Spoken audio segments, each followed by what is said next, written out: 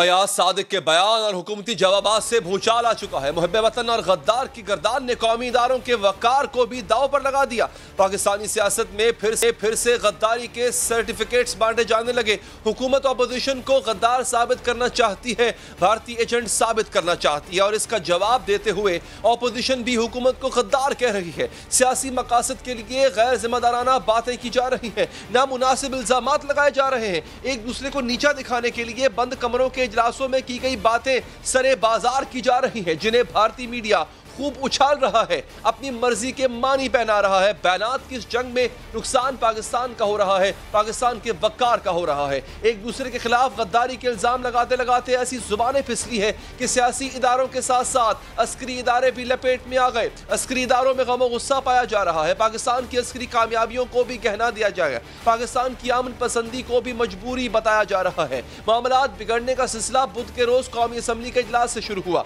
हुकूमत नून लीग को कुलभूषण के साथ ही बताती रही, जवाब में नून लीग कुलभूषण के लिए हुकूमती ऑर्डिनेंस का जिक्र करती रही। इस बयानबाजी में वो हो गया जो नहीं होना चाहिए था। नून लीग के सीनियर रहनुमा अयाज सादिक ने बंद कमरे में हुई एक गुफ्तगू कौमी असम्बली इजलास में कर दी। हुकूमत पाकिस्तान के इस बयानिए को झूठ कह दिया, जिसके मुताबिक भारतीय पायलट अभिनंदन को खैर सगाली के तौर पर छोड़ा गया था और अयाज सादिक के इस बयान को भारतीय मीडिया खूब मिर्च मसाले लगाकर अपनी मर्जी से तोड़ मरोड़ कर पेश भी करने लगा। जब तीर कमान से निकल गया बात का बतंगड़ बन गया, तब जाकर अयाज सादिक को ख्याल आया कि उन्होंने तो वो कह ही दिया, वो कहा ही नहीं जो भारतीय मीडिया में बताया जा रहा है। इसके बाद उन्होंने वजाहत पेश की। सादिक के बयान पर सियासी क़यादत के रद्द-ए-अमल तो आया ही है, अस्करी क़यादत की जानिब से भी बहुत सख्त रद्द-ए-अमल दिया गया। तर्जुमान पाक फौज ने लीगी रहनुमा के बयान को मुल्क की तारीख मस्ख करने के मुतरादिफ करार दिया। कल एक ऐसा बयान दिया गया जिसमें कौमी सलामती से मुंसलिक मामलात की तारीख को मसख करने की कोशिश की गई। ये दरअसल पाकिस्तानी कौम की हिंदुस्तान पर वाज़े बर्तरी और फतह को मुतनाज़ा बनाने के मुतरादिफ। शायद अयाज सादिक ये बात कहते हुए भूल गए कि जो बात वो कर रहे हैं उसका नुकसान बिलाखिर पाकिस्तान को होगा। अयाज सादिक शायद ये भी भूल गए कि इसका नुकसान बिलाखिर पाक फौज की उस जीत को होगा जो उस जंग में उन पर मुसल्लत की गई थी। अयाज सादिक शायद ये भी भूल गए कि उनके इस बयान से भारतीय बयानिए को तकवीयत मिलेगी, क्योंकि जज्बा खारसगाली के तहत जब रिहा किया गया था अभिनंदन को, उस वक्त भी नरेंद्र मोदी ने यही कहा था कि पाकिस्तान ने डर के मारे अभिनंदन को रिहा किया है। उस मोदी के बयानिए को परवान चढ़ाया अयाज सादिक के इस बयान ने। नाज़रीन, DGI-SPR ने यह भी कहा कि सियासी बयानात पर फौज में हर सतह पर गम गुस्सा पाया जा रहा है। जब किसी इदारे के सरबराह को निशाना बनाया जाता है तो इसका मतलब पूरी फौज को निशाना बनाना है। क़यादत का जवाब तो बहुत ही नपा तुला था, लेकिन सियासी क़यादत के जवाब को भी भारतीय मीडिया अपनी मर्जी का मतलब पहनाने लगा। वफाकी वजीर फवाद चौधरी ने पुलवामा हमले के बाद पाकिस्तानी इक़दामात का जिक्र किया। हमने हिंदुस्तान को घुस के मारा है जनाब स्पीकर वहां पे, और पुलवामा में जो कामयाबी है वो इमरान खान की क़यादत में इस कौम की कामयाबी है। पुलवामा के वाक़े के बाद जिस तरीके से हमने घुस के मारा हिंदुस्तान को, जिस तरीके से हमने घुस के मारा पाकिस्तान के सिपाह ने, जिस तरह घुस के हिंदुस्तान के अंदर उसकी पिटाई की, वो तो हिंदुस्तान का अपना मीडिया उसके ऊपर शर्मिंदा है। लेकिन भारतीय मीडिया इस बयान के जरिए भी ये तासुर दे रहा है जैसे पाकिस्तान ने पुलवामा में दहशतगर्दी का एतराफ़ किया हो। इस बयान के बाद भारत पाकिस्तान को FATF की ब्लैक लिस्ट में डालने का मुतालबा कर रहा है। जब भारत ने पुलवामा में हमले के बाद पाकिस्तान की फ़ज़ाई हुदूद की खिलाफ वर्जी की थी और भारतीय तैयारे पाकिस्तानी फ़ज़ाइया से डर कर अपना पेलोड गिराकर वापस भाग गए थे, तभी पाकिस्तान ने भारत को खबरदार कर दिया था कि अपनी मर्जी की जगह और वक्त पर भारत को ऐसा जवाब देंगे जो इसे हैरान कर देगा। We do not wish to go into war, but please be rest assured, should you initiate any aggression, first you shall never be able to surprise us. Pakistan armed forces shall never be surprised by you, but let me assure you, we shall surprise you. इसके बाद पाकिस्तान ने अपनी फ़ज़ाई हुदूद की खिलाफ वर्जी करने वाले भारतीय तैयारे गिराए थे। एक पायलट को गिरफ्तार किया था, इसे चाय पिलाई थी और खैर सगाली के तौर पर जिनीवा कन्वेंशन की पासदारी करते हुए इसे वापस भारत भेज दिया था। पाकिस्तान की अमन पसंदी को भारत ने कमजोरी समझा था। भारतीय मीडिया ये राग अलापता रहा था कि पाकिस्तान ने भारत के डर से इसका पायलट वापस किया। फिर भारत के इसी झूठे प्रोपेगेंडे पर मोहर सब्त की अयाज सादिक साहब ने, जो साबिक कौमी असम्बली के स्पीकर रह चुके। यही सवाल भारतीय वज़ीर आज़म नरेंद्र मोदी से भी किया गया था। अभी लंदन की वापसी कैसे मुमकिन हुई? उन्होंने भी वाज़ेह जवाब देने की बजाय बात को टाल दिया था। भारतीय वज़ीर आज़म और भारतीय मीडिया की एक खिसियाहट बता रही है कि अपना तैयारा गिरवाने और पायलट गिरफ्तार करवाने के बाद वो किस कदर खिफ़त का शिकार थे। लेकिन पाकिस्तानी सियासी जमातें एक दूसरे को गद्दार करार देते देते भारत को फायदा पहुंचा चुकी है। गैर जिम्मेदाराना बयानात और इल्जामात से कौमी मामलात पर दाव पर लगा चुकी, इंतहाई अहम इश्यूज पर जग हसाई करा रही। ऐसा क्यों हो रहा है और इसका फायदा कौन उठाएगा? हमारे साथ मौजूद हो गए इस वक्त सीनियर एनालिस्ट जनाब एजाज ऐवान साहब। थोड़ी ही देर में हमारे साथ मौजूद होंगे पाकिस्तान तहरीक इंसाफ के रहनुमा जनाब हम्माद अजहर साहब। जनरल साहब, शुक्रिया आपके वक्त का। सर, ये how can someone be so naive? How can someone be so I have no words, मैं abstain कर रहा हूं वो लफ्ज़ इस्तेमाल करने से कि आप एक ऐसा बयान दें on the floor of the assembly जिससे बराह रास्त आप भारत के बयानिए को तक़वियत दें, जिससे बराह रास्त आप विंडिकेट करें कि जो भारत ने कहा था वो ठीक कहा था, जो जंग हम जीते थे वो हम असल में हारे थे। ऐसे बयान कोई क्यों कर देगा? Thank you very much.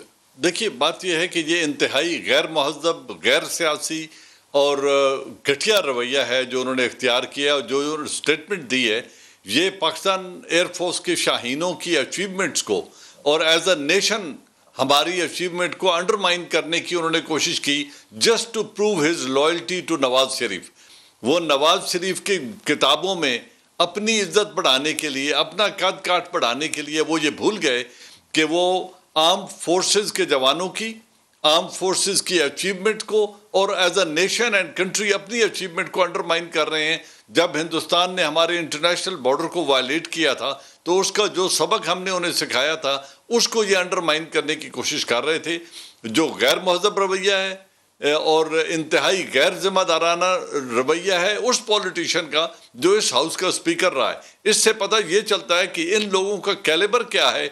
और ये पाकिस्तान की जो सीक्रेट मीटिंग्स होती हैं, अब ये जो कमेटी जिसके ये जिक्र कर रहे हैं, ये इनडोर सीक्रेट ब्रीफिंग थी जो इन्हें उस वक्त वॉर लाइक सिचुएशन में दी गई थी। अगर उसका आपने डायरेक्ट टेलीवाइज्ड पार्लियामेंट की मीटिंग में ये सब कुछ उगलना है जो आप कह रहे हैं और वो भी झूठ, तो अगर इस तरह झूठ बोलेंगे तो फिर ये न सिर्फ ये कि अपना कद काठ छोटा कर रहे हैं बल्कि ये पाकिस्तान की आर्म्ड फोर्सेस की अचीवमेंट्स को अंडरमाइन कर रहे हैं। इसलिए पाकिस्तान आर्मी को एक फॉर्मल रिस्पांस देना पड़ा। कितना सर्व किया है भारत को? My point of worry is, मेरा लिए इस वक्त जो कंसर्न है सर, हमने सर्व कर दिया भारतीय प्रोपेगेंडे को। सर, कितना नुकसान हुआ है हमें इंटरनेशनली? ये बात जब असेंबली के फ्लोर पे की गई, भारतीय मीडिया टेकअप कर रहा है सर इसको। देखिए, उन्हें पता है कि कौन कितना लग आदमी है और क्या वो कह रहा है। इससे कौमों के नैरेटिव्स नहीं बदलते होते। ये सिर्फ उस आदमी का एक छोटा पन है जो उसने दिखाया है अपने पॉलिटिकल गेन्स के लिए। और यही इस बात का दुख है कि ये लोग हल्फ के बात करते हैं, हल्फ के पास की बात करते हैं, लेकिन जब हल्फ उठा के पार्लियामेंट के फ्लोर पे खड़े होते हैं तो फिर ये अपने ज़ाती मफाद की खातिर किसी भी हद तक जा सकते हैं। यकीनन इन्होंने इंडियन नैरेटिव को अपनी गलत अटरेंस की वजह से सपोर्ट किया है और जिसका आज इंडियन मीडिया के ऊपर वो अपने कामयाबी के शादियाने बजा रहे हैं। हालांकि अभिनंदन की रिलीफ एक स्टेट्समैनशिप का मुजाहरा किया था प्राइम मिनिस्टर ऑफ पाकिस्तान ने, एक मैच्योर और रिस्पॉन्सिबल स्टेट की हैसियत से, कि एक विंग कमांडर को उन्होंने कैदी बनाया जब वो ज़ख्मी था, उसका ट्रीटमेंट किया और अगले दिन उसे जेनेवा कन्वेंशन के मुताबिक एक महज़ब तरीके से एक जंगी कैदी की हैसियत से बॉर्डर से पार वापस किया, जिसको पूरी दुनिया सराह रही थी। लेकिन उस सारी अचीवमेंट को अपने सियासी गेन के लिए अंडरमाइन करना, दैट स्पीक्स वॉल्यूम्स कि किस कदर ये अपने पॉलिटिकल गेन्स के लिए ये शख्स गिर सकते हैं। और इसी तरीके से जो नवाज शरीफ जो कुछ कर रहा है, अभी देखिए वो पाकिस्तान आर्मी के, हम बड़ी कॉन्स्टिट्यूशन 3 टेक ओवर्स और उनकी बात करते हैं, जिन 3 अफराद को वो सियासी निशाना बना रहे हैं, वो और उनकी बेटी, वो 3 अफराद का नाम ले रहे हैं, जनरल कमर जावेद बाजवा का, जनरल फैज़ हमीद का और जनरल ज़हीरुल इस्लाम का। मैं उनसे पूछता हूं कि इन्होंने कौन सा आइन वायलेट किया है, कौन से आईने पाकिस्तान की खिलाफ वर्जी की है जिसकी वजह से वो आज पाकिस्तान आर्मी को डिवाइड करके ये कोशिश कर रहे हैं कि इनका हुक्म मत माने। ये वो सेडिशन है, ये वो एक्ट है तो जनरल साहब, जो जिसके ऊपर इनका ट्रायल हो सकता है। जो DGISPR ने इस पर रिएक्ट किया, how do you find that? उसको कैसे देखते हैं आप? और दूसरा, क्या सर ये अपनी सियासत के लिए और सियासत को चमकाने के लिए जनरल साहब, क्या आपको नहीं लगता कि कोशिश की जा रही है with in the army rank and file में डिवाइड पैदा करने की? और क्या ये कोशिश कामयाब हो सकेगी? क्या आर्मी चुपचाप देखती रहेगी कि डिवाइड करने की कोशिश की जा रही है और आर्मी बस देखती रहेगी? देखें, आज प्रिसाइजली एक फॉर्मल मैसेज उनको दे दिया गया है कि इस इकाई को तकसीम करने की कोशिश न करें। मैंने 37 इयर्स यूनिफॉर्म पहना है और ये हम सबका एक्सपीरियंस है कि यहाँ जनरल के मैयत को सिपाही कंधा देता है और हमें कब्र पर उतारने के लिए हमारे बहन भाइयों से पहले सिपाही पहुँचते हैं। और जब एक सिपाही का कफन होता है, जब वो अपनी जान देता है तो उसको जनरल कंधा देते हैं। और इस जंग में जनरल और सिपाही एक प्लेट में खाते हैं, एक मोर्चे में बैठते हैं, ऑफिसर्स एंड मैन। और जनरल अभी न्याजी जो शहीद हुए थे, जनरल जावेद शहीद हुए थे, Sanaullah Niazi, general Javed, 6 brigadiers and number of officer, despite ये कि एक इन्फेंट्री बटालियन में 840 जवान होते हैं और 24 उसके ऑर्गेनाइजेशन में ऑफिसर्स होते हैं। इसके बावजूद वो इतना फ्रंट में लीड करते हुए अपनी जंग में हिस्सा लेते हैं अपने सिपाहियों के साथ कि शहादत की परसेंटेज पाकिस्तान आर्मी के ऑफिसर्स की दोनों वर्ल्ड वॉर से और दुनिया की किसी भी जंग से ज्यादा है। तो जो इतने हैंड्स इन ग्लव, एक मिनट, एक डिवाइड की कोशिश की जा रही है, पाक आर्मी के अंदर डिवाइड पैदा करने की कोशिश की जा रही है। आर्मी कैसे रिएक्ट करेगी, कैसे रिएक्ट करना चाहिए? Are they going to be a silent spectator? क्या करेंगे सर वो? I think they are not. एक फॉर्मल रिस्पांस आ गया है एंड दोज हु अंडरस्टैंड, जिनको ये मैसेज दिया गया है, they will understand it very well. Pakistan army रोज रोज न गिला करेगी न शिकायतें करेगी। उन्होंने एक कन्वे कर दिया है। नाउ द प्राइमरी रिस्पॉन्सिबिलिटी है प्राइम मिनिस्टर ऑफ पाकिस्तान की कि स्टेट इंस्टीट्यूशन के तहफ़्फ़ुज़ और सलामती पे अगर कोई शख्स हर्फ लाने की कोशिश करता है तो लॉ ऑफ द लैंड के मुताबिक उस शख्स के अगेंस्ट और हुकूमत पाकिस्तान के नुमाइंदे मौजूद हैं। हम उनसे ये मौक़िफ़ उनके सामने रखेंगे। बिल्कुल, बहुत बहुत शुक्रिया जनरल साहब, आपने हमें वक्त दिया, हमें ज्वाइन किया है वफाकी वज़ीर पाकिस्तान तहरीक इंसाफ के रहनुमा जनाब हमाद अज़हर साहब ने। सर बहुत बहुत शुक्रिया आपके वक्त का। Sir, the responsibility lands on your shoulder now, मतलब गवर्नमेंट के। डेफिनेटली आपसे ज़रा और हवाले से बात भी करनी है, मुझे मुल्क की इकॉनमी के हवाले से भी बात करनी है, but this is the prime issue right now.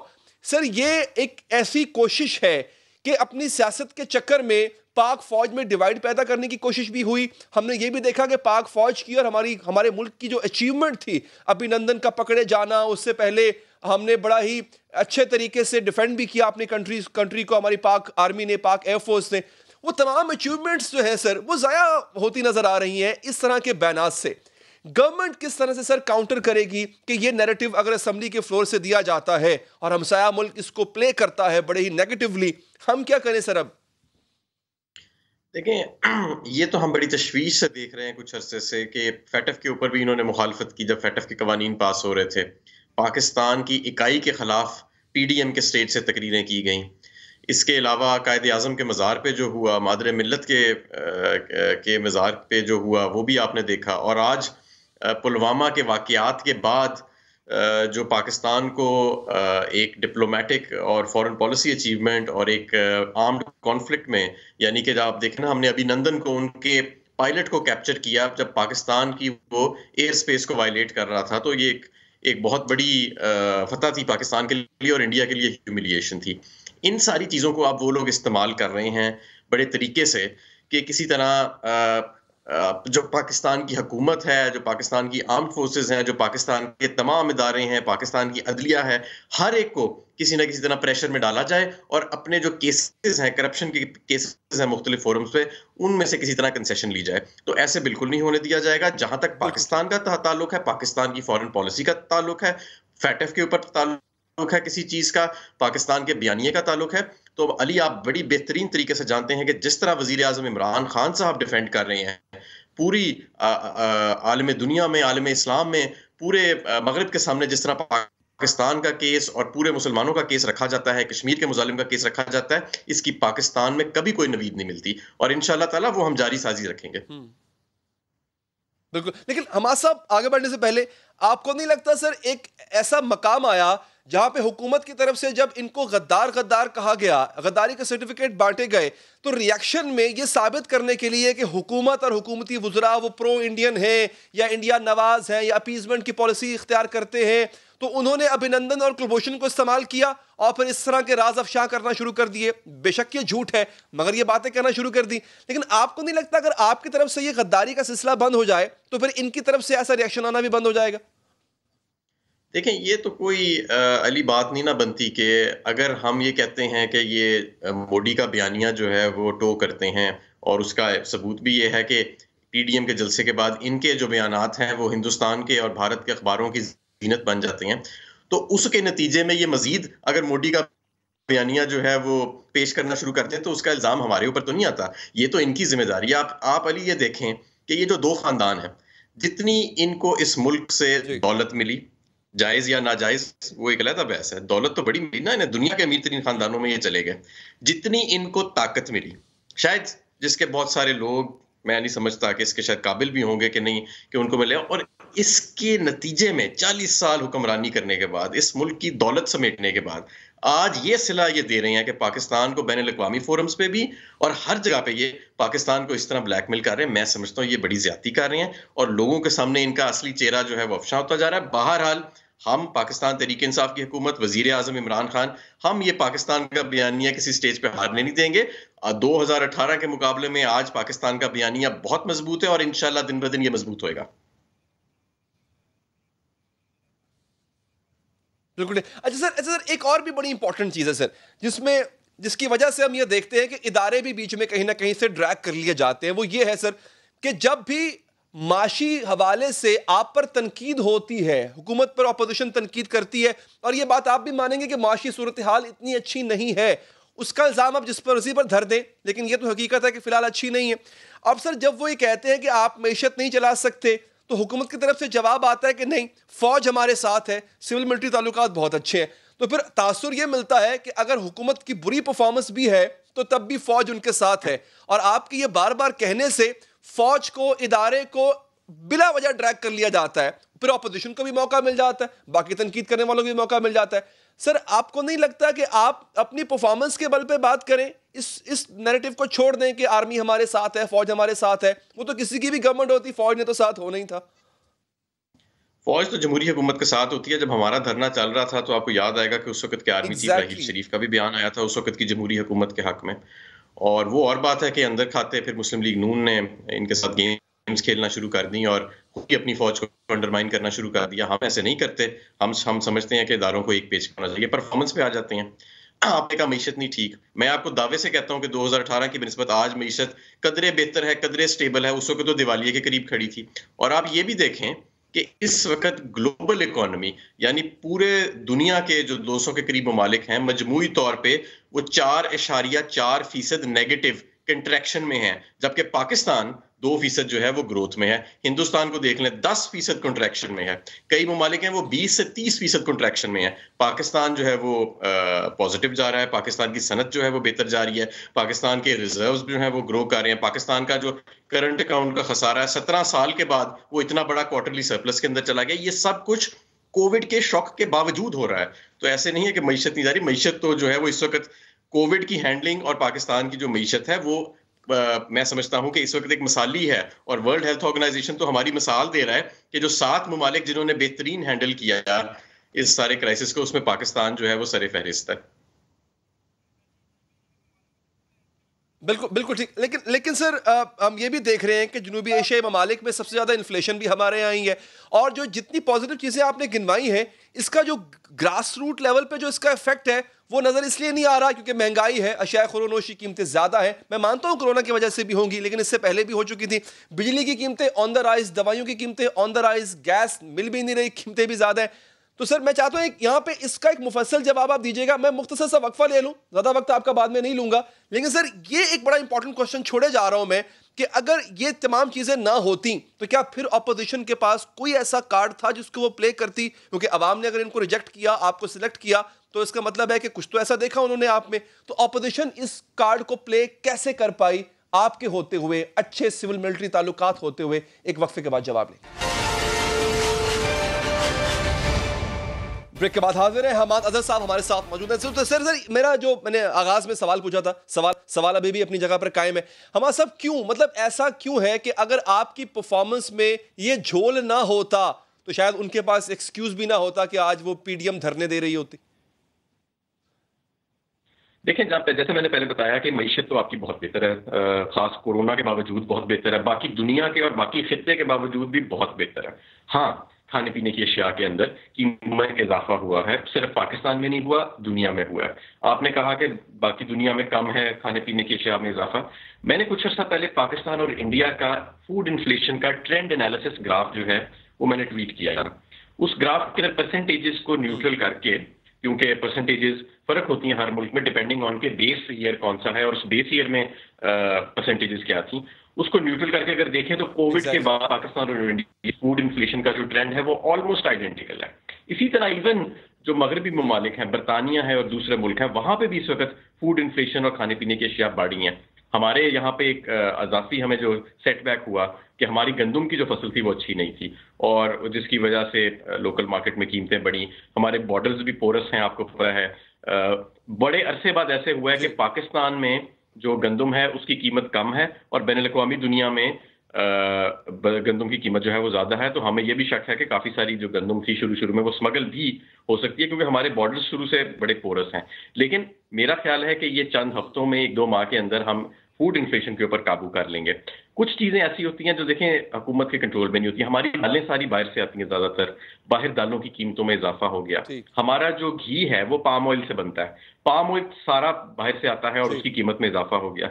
तो ये कुछ चीजें तो ऐसी हैं जो आपकी ग्लोबल इकोनॉमी से और आलमी मंडियों से ताल्लुक रखती हैं और कुछ चीजें ऐसी हैं जो हमारे अपना जो ज़राअत का शोबा है जिसके अंदर कभी कभी एक सप्लाई डिमांड शॉक आ जाता है तो उसकी वजह से आर्जी तौर पे ऊपर चली जाती हैं। लेकिन जब हुकूमत की फूड शिपमेंट्स अराइव कर जाएंगी तो इंशाल्लाह ताला बेहतर हो जाएगा इंशाल्लाह। बहुत बहुत शुक्रिया वफाकी वज़ीर हमाद अज़हर साहब हमसे गुफ्तगू कर रहे हैं। आगे बढ़ेंगे। कौमी सियासत में एक हैजान का आलम, बयानात की यलगार है और इस यलगार ने बहुत से ऐसी चीज़ों को इस यलगार ने नाज़रीन जन्म दिया है कि जिसके बाद लगता यह है कि शायद नुकसान कहीं पाकिस्तान का ना हो जाए।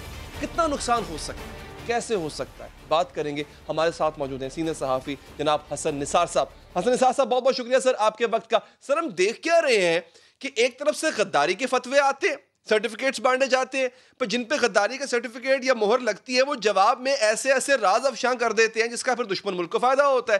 सर, इसमें नुकसान तो बिलाखिर पाकिस्तान का ही हो रहा है। अली, नुकसान हो चुका है। ये देखें, किसी मुल्क को इक्तसादी तौर पे और अखलाकी तौर पे क्रिपल करना, माजूर करना, उसको पोलियो का मरीज कर देना, इससे बड़ी वारदात तो हो नहीं सकती। और ये इस मुल्क के साथ हो चुकी है। हमारे यहाँ तासुर ये है, पढ़ाने वाले और बताने वाले भी इसी तरह के लोग होते हैं, उनका कैलिबर भी इसी तरह का होता है कि पाकिस्तान बना तो बड़ी कुर्बानियां दी गई और पाकिस्तान के बाद जो कुर्बानियां दी गई उनका जवाब नहीं है। पाकिस्तान जब बना है तो हमने किसी का 1 रुपया देना नहीं था, हिंदुस्तान से लेना था। गांधी जी ने जो व्रत रखा था उसकी मेन वजूहात में से एक ये थी कि पाकिस्तान का जो हक बनता है उसको दो। अब मेरी बात, अब सूरत हाल ये है, ये लोग जितनी भयानक वारदात कर चुके हैं, सुने, ये हर वो बच्चा भी मखरूज कर गए हैं जो भी पैदा नहीं हुआ। और बात सुने, हमारी बदनसीबी की इंतहा ये है कि लोग उनके गिर्द भी इकट्ठे हो जाते हैं। यार, लुक एट द ट्रेजेडी। जो कह रहा है कि अंडे इतने रुपए किलो, टमाटर इतने रुपए दर्जन, धनिया इतने, माशा इतने रुपए तोला। लोग उनके गिर्द भी इकट्ठे हो जाते हैं। कोई शर्म हया, कोई तरबियत, कोई तालीम, जहालत अपने अरूज पे। वरना बंदा कहे हुए मैं तो भूखा मर रहा हूं, इसको तो यही नहीं पता कि आलू दर्जनों में नहीं होते, अंडे किलोज में नहीं होते। वारदात तो जो सबसे बड़ी करनी थी, क्या क्या करना होता है। अफलास एक ऐसी चीज है जिससे हुजूर ने भी पनाह मांगी है। इस मुल्क को कंगाल कर गए, मकरूज कर गए, और इस हद तक कर गए कि जो पैदा भी नहीं हुआ बदनसीब। तो ये अब क्या कर रहे हैं, ये इनका डीएनए है। इनको लाने वालों को सोचना चाहिए था। जो इनको लेके आए, जिन्होंने इनकी परवरिश की, जिन्होंने इन सांपों को पाला, जिन्होंने इन सांपों को, इन कोबरों को दूध पिलाया, और इनकी बदयांती और खयानत का ऑब्वियसली मैं गवाह नहीं हूं। इनके हिमायती क्या कहते हैं, अली हैदर जुमले पे गौर करें जी। इनके हिमायती क्या कहते हैं। वो कहते हैं खाते हैं तो लगाते भी हैं, मतलब ये कि हैं तो चोर। तो जिसने खाना होगा वो लगाएगा तो जरूर, वो मेगा प्रोजेक्ट तो जरूर करेगा, वरना खाएगा कहां से। कोई डॉलरों की गेम बनाएगा। मुल्क को जब तक दाव पे नहीं लगाते तो कैसे खाओगे भाई। इनके तो हमायती कहते हैं ये करप्ट है, लेकिन कुछ की आंखों पे जहालत की पट्टी है। बेशुमार लोग इनके बेनिफिशरीज हैं। इनका जो लगातार इक्तदार रहा, उसने बेशुमार लोगों को इनका जेरेबार किया हुआ है। और तीसरा फैक्टर सुन लें आप, ये चूंकि पहले सर्वाइव कर गए थे, it's very hard for them to believe कि यार ये इनसे जान भी छूट सकती है। मैं आपको सही बता रहा हूं, इस मुल्क का जो करता धरता है वो गौर से सुने। खयानत की गवाही तो इनके अपने लोग देते हैं। ये मुहावरा मैंने बनाया है, खाते हैं तो लगाते भी हैं।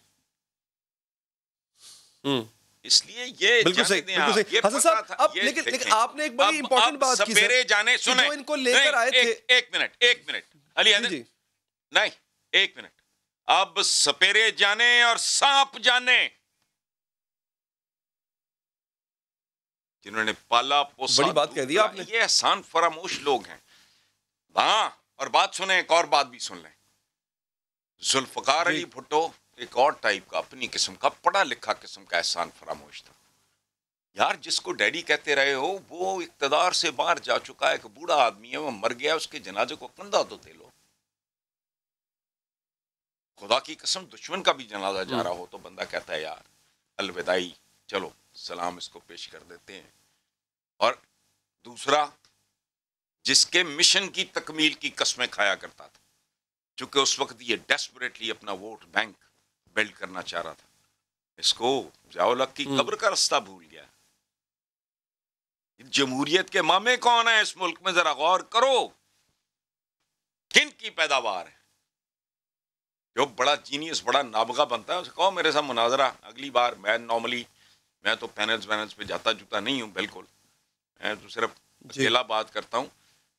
आपके लिए मेरी खुसूसी पेशकश है, जो फने खाने को अगली बार उसे कहें आगे मेरे साथ बात करें।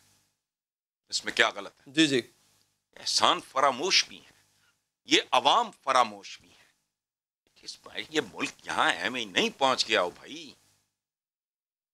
गधागरों की तरह भीख मांगते फिर रहे हैं, ब्लैकमेल हो रहे हैं कुछ लोगों के हाथों। 24-25 करोड़ का मुल्क का, झूठ बोलते हैं 22 करोड़ 90 लाख का फिगर है, ये झूठा है। 25-26 करोड़ का मुल्क है हम भाई। बड़ा बड़ा दलेर यहाँ मौजूद है, बड़ी बड़ी कुर्बानियां दी हैं लोगों ने। मैं ये नहीं कह रहा कि पाकिस्तान बनने पे कुर्बानियां दी, नो, वो थीसिस भी गलत है। Nobody died for Pakistan. A lot of people died because of Pakistan. फर्क है दोनों में। चूंकि बाबाए कौम मोहम्मद अली जिन्ना ने मैदान जंग में, वो चे गवेरा नहीं थे, वो कानूनदान थे, कभी जेल नहीं गए।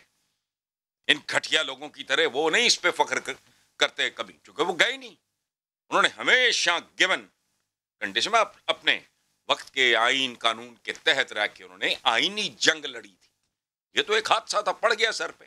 अब मैं यहाँ बैठा हूं, मैं आपसे बात कर रहा हूँ, एटम बम ऊपर से ड्रॉप हो जाए तो मैंने कुर्बानी दी है या आपने दी है? गलत है।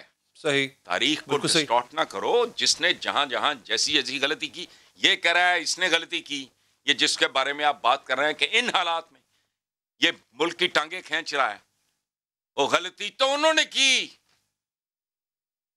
जिसका वो खमियाजा भुगत रहे हैं तुम लोगों जैसे। अच्छा सर, वो तो ये कहते हैं कि एक और गलती कर दी उन्होंने इमरान खान को लाके। वो और जब इनसे सवाल किया जाता है, हुकूमत से सवाल किया जाता है कि भाई आप क्या कर रहे हैं, तो वो कहते हैं जी फौज हमारे साथ है। मतलब वो मलबा भी फौज पे डाल देते हैं, अपोजिशन मलबा भी फौज पे डाल देती है सर। तो पिस तो फिर फौज ही रही है सर इसमें। देखें, बात सुने, अरे इधर एक कॉमन सेंस की बात है यार, ये फलसफे बिगाड़ते हैं बैठ के। मोटी जट की सीधी बात है। ये फौज की पैदावार है। ब्रिगेडियर से शुरू हुए, एक रिटायर्ड ब्रिगेडियर गालिबन कयूम, फिर जनरल जिलानी के जूते। ओ लोग पूछ रहे थे जी कि who is going to be the chief minister Punjab. और जनरल जिलानी ने एक बैरे को बुलाया, उसके सर से टोपा उठा के ना, वो जो कुल्ला सा होता है, वो कॉलोनियल रिवायत है, उन्होंने शुरफा को जलील करने के लिए अपने बैरों को कुल्ले पहनाए थे। हमें आज तक कुछ नहीं आई। एनीवे, वो उसने कुल्ला उठा के नवाज शरीफ के सर पे रख दिया और 3 बार। इसका मतलब वजीर आजम तुम किस कहते में रहे हो? बार बार डसने के बाद कुछ सांप शायद होते ही हैं। मुनीर नियाजी को सांपों से बड़ी मोहब्बत थी। होते होंगे लोग भाई जी। मुझे तो कराहत आती है, खौफ नहीं आता, कराहत आती है। ये जो कह रहे हैं। दूसरी बात ये कि इमरान खान तो जुमा 8 दिन भी नहीं हुए, सबसे लाउड क्रिटिक जो है वो मैं हूंगा। जिन्होंने, मेरे जैसा बंदा जिसने लगातार पीपल्स पार्टी और नून लीग को फेस किया, भुगता और इनकी धज्जियां उड़ा के रखी 24-25 साल। उसको तो 2 साल हुए, 2 साल प्लस। हया करो, कोई सब्र करो। ठीक है अयास, बहुत बहुत शुक्रिया हसन निसार साहब आपके वक्त का। सर एक वक्फा लेंगे, वक्फे के बाद एक अहम अदालती फैसले पर बात करेंगे जिसने बहुत ही बड़ा और बहुत ही अहम कदम उठाया है। उसके बाद इमरान खान साहब के ऊपर लगा हुआ एक बहुत बड़ा इल्जाम वो भी धुल गया। वक्फे के बाद जो कल तक जुर्म था वो आज बेगुनाही ठहरा। पार्लियामान पर हमले का फैसला 6 साल बाद सुना दिया गया है। वजीर आजम इमरान खान बरी कर दिए गए हैं।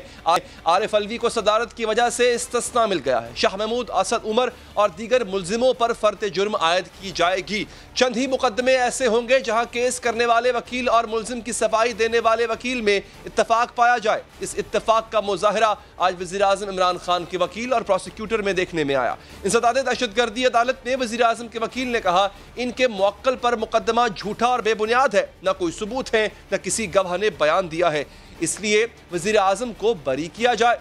सरकारी वकील ने भी कहा कोई एतराज नहीं, बरी कर दिया जाए। अहम बात यह है कि जब इमरान खान वजीर आजम नहीं बने थे तब प्रोसिक्यूटर उनकी बर्रियत की मुखालफत करते थे। इमरान खान इस मुकदमे में इश्तिहारी रह चुके और बर्रियत से पहले जमानत पर थे। वजीर आजम इस मुकदमे को झूठा और बेबुनियाद कहते हैं। आज अदालत ने भी यही कह दिया है। लेकिन जब 2014 में पार्लियामेंट पर हमला किया गया उस वक्त इमरान खान के बयानात रिकॉर्ड पर हैं जिसमें वो अपने कारकुनों को जत्थों की सूरत जाने का कह रहे थे और ऐसा तशद्दुद करने पर उकसा रहे थे जो सारी जिंदगी याद रखा जाएगा। ये मुबैना क्लिप, ये मोबाइल ऑडियो जो एक क्लिप है वो मुलाजा की। पार्लियामेंट मुखालिफ तकारीर में मजमे को भड़काने वाले अल्फाज इस्तेमाल करते थे। पार्लियामेंट में बैठे लोगों को मुजरिम कहते थे, इन्हें गिरबान से पकड़कर निकालने की बातें करते। इस वक्त इमरान खान के साथ जावेद हाशमी का बयान भी रिकॉर्ड पर है जिसमें उन्होंने बताया कि इमरान खान ने किस तरह ताहिरुल कादरी के साथ मिलकर असेंबली पर हमला करने का मंसूबा बनाया था। इमरान खान की हिदायत पर कारकुनों ने वजीर आजम हाउस की तरफ मार्च किया था तो पार्लियामेंट हाउस के साथ साथ पीटीवी को भी हमले का निशाना बनाया गया था। इस हमले के बाद इमरान खान और आरिफ अलवी की एक मुबैना गुफ्तगू भी मंजर आम पर आई थी। BBC की 26 अक्टूबर की रिपोर्ट के मुताबिक इस ऑडियो के बारे में पाकिस्तान तहरीक इंसाफ की तरफ से कोई तरदीद सामने नहीं आई। जब इमरान खान पर यह केस चलना शुरू हुआ था उस वक्त तो वो अदालत जाना भी पसंद नहीं किया करते थे। एक बार जब वो अदालत में पेश हुए और अदालत ने अबूरी जमानत में तौसी की तो इमरान खान मीडिया कैमरों के सामने अपने ही वकील पर बरस पड़े थे। तमाम वाकयाती शहादतों और ऑन रिकॉर्ड बयानात के बावजूद इमरान खान के वकील कहते हैं कि उनके खिलाफ कोई सबूत नहीं और सरकारी वकील इस बात से इत्तफाक करते। मुस्लिम लीग नवाज के रहनुमा एहसन इकबाल ने कहा है कि इमरान खान को अदालत जाए बगैर घर बैठे बरियत मिल गई। ये निज़ाम इंसाफ पर सवाल। जनाब इमरान खान साहब को चार्जेस फ्रेम किए बगैर एक्विटल मिल गई है, बाइज्जत बरी कर दिया गया है। जैसा इंसाफ इमरान नियाजी साहब को मिला है, काश पाकिस्तान के हर शहरी को ऐसा इंसाफ मिल सके। इस वक्त इमरान खान के साथ ही मुल्जिम आरिफ अलवी को उनकी सदारत की वजह से सस्ता मिल चुका है। यूं उनका केस दाखिल दफ्तर रहेगा, जबकि शाह महमूद कुरैशी, शफकत महमूद, परवेज खटक और असद उमर पर 12 नवंबर को फर्द जुर्म आयद की जाएगी। नाज़रीन, आखिर में जाते जाते ईद मिलादुन्नबी बहुत बड़ा दिन, मुसलमानों के लिए बहुत बड़ा दिन। मैं चाहूँगा इस मौके पर हम ये अहद करें कि आप सल्लल्लाहु अलैहि वसल्लम की तालीमात पर अमल करेंगे, उनकी सुन्नत पर अमल करेंगे, उनकी सुन्नत का जो हम दम भरते हैं, उनके इश्क का जो हम दम भरते हैं उस पर अमल करेंगे। क्योंकि अगर हमने ये अब तक किया होता नाज़रीन, जो अब अग़ियार को हमारे आका सल्लल्लाहु अलैहि वसल्लम पर दशनाम तराजी, उनकी हुर्मत और उनकी नामूस पर जो ज़िक्र पहुंचाने का मौका मिलता है, अगर आज हम इतने मजबूत होते नाज़रीन, जितना मगरिब मजबूत है हर तरह से, माशी लिहाज से, ताकत के लिहाज से, अगर आज मुसलमान इतने मजबूत होते, 1 अरब 80 करोड़ की आबादी आज इतनी पावरफुल होती, तो कभी भी किसी को इस तरह की जुर्रत करने की जुर्रत भी ना होती। तो अहद करते हैं नाज़रीन, आज की इस मुक़द्दस रात में, जिस रात में फरिश्तों ने भी आसमान पर जश्न मनाया था कि आका सल्लल्लाहु अलैहि वसल्लम की आमद है, उनकी आमद में हम ये अहद करें कि हमने अपने आप को, अपनी ज़ात को, अपने किरदार को आप सल्लल्लाहु अलैहि वसल्लम के उसवा हुस्ना के मुताबिक ढालना है। इसी में निजात है, इसी में आफियत है दोस्तों, और इसी में अल्लाह की खुशनुदी भी है। प्रोग्राम ख़त्म हो जाता है, दीजिए इजाज़त, अल्लाह ने के बाद।